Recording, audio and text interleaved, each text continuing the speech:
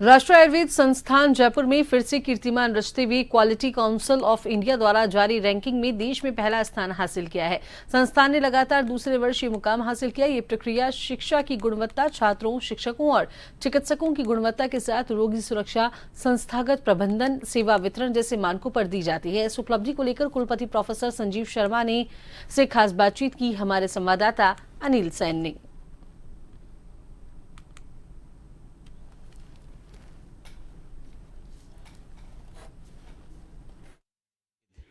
इलाज का वर्षों पुरानी एक विधा ऐसी है जो कि ट्रीटमेंट भी होता था और उसका साइड इफेक्ट भी नहीं होता था। बीच का दौर ऐसा रहा जिसमें आयुर्वेद की पहुंच या तो कम हुई या लोगों का विश्वास भी नहीं हो पाया था। लेकिन अब एक बार फिर से आयुर्वेद की जगह लोगों के जहन में भी बैठ रही है और इलाज से अगर बेनिफिट होता है तो दोबारा आयुर्वेद संस्थान में भी पहुंच रहे हैं। लेकिन इसी कड़ी से जुड़ा हुआ राष्ट्रीय आयुर्वेद संस्थान जयपुर ने एक मुकाम फिर से यहाँ पर हासिल किया है। देश में पहला स्थान यहाँ पर हासिल किया है। हमारे साथ में प्रोफेसर संजीव शर्मा जी हैं, उनसे बात करेंगे। संजीव शर्मा जी, पहले तो आपको बहुत बहुत शुभकामनाएं दीपावली की। और आपने जो पहली रैंकिंग हासिल की है, कड़े प्रयास होते हैं मुकाम हासिल करने के लिए।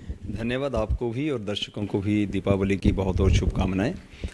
निश्चित रूप से राष्ट्रीय आयुर्वेद संस्थान भारत सरकार का एक बड़ा महत्वाकांक्षी उपक्रम है और प्रथम स्थान प्राप्त किया है और सरकारी संस्थान ने प्रथम स्थान प्राप्त किया है, तो ये निश्चित रूप से गौरवानुभूति हो रही है। और हमारे ये साझे प्रयास हैं, पूरे संस्थान के जितने हमारे छात्र, कर्मचारी, यहाँ के अध्यापक और आयुष मंत्रालय, भारत सरकार, इन सब का एक साझा सहयोग है जिसके कारण हम प्रथम स्थान प्राप्त कर पाए हैं। और प्रथम स्थान प्राप्त करना और लगातार दूसरे वर्ष प्राप्त करना, ये अपने आप में दर्शाता है कि हमारा जो आयुर्वेद संस्थान है, राष्ट्रीय आयुर्वेद संस्थान, वो किस दिशा में और किस तरीके से काम कर रहा है। उद्देश्य यही है कि यहाँ अच्छी शिक्षा आयुर्वेद की हमारे छात्रों को दी जाए।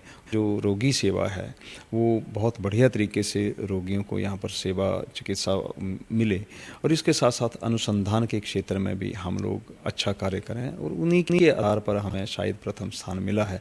लेकिन प्रथम स्थान जो मिला है ये एक बड़ी जिम्मेवारी भी है, क्योंकि जब प्रथम स्थान मिल जाता है, मिलना फिर भी आसान है, लेकिन उसको मेंटेन करना, उसको सस्टेन करना और उसके अनुरूप और अपेक्षाओं के अनुरूप कार्य करना, ये अपने आप में एक चैलेंजिंग है। लेकिन हम प्रयास करेंगे कि हम इस पर खरा उतरें। और लगता है कि फिर से लोगों के बीच में आयुर्वेद जगह बना रहा है और खासतौर से देश में ही नहीं, यहाँ पर तो कई देशों के ऐसे स्टूडेंट हैं जो इस विधा की जानकारी भी ले रहे हैं, इसमें कहीं ना कहीं आगे भी बढ़ रहे हैं। इस विधा को नॉलेज पाने के लिए यहाँ पर आपके पास पहुँचे भी हैं। निश्चित रूप से ये आपने पहले भी ठीक फरमाया कि आयुर्वेद चिकित्सा पद्धति जो है भारत की मुख्य चिकित्सा पद्धति कई हज़ार वर्षों तक रही, हज़ारों वर्षों तक रही है। लेकिन बीच का एक दौर जो मुगल काल था, उसके बाद अंग्रेजी शासन था, उस दौरान में, उसके बाद स्वतंत्रता के बाद कुछ वर्षों तक आयुर्वेद एक अपनी जगह तलाशता रहा, क्योंकि कई इसमें कारण रहे हैं। लेकिन वर्तमान समय में जो वर्तमान भारत जो है और हमारी राज्य सरकार जो है मिलजुल करके आयुर्वेद और भारतीय चिकित्सा पद्धतियाँ जो है इनको आगे लाने में भरपूर प्रयास कर रही है।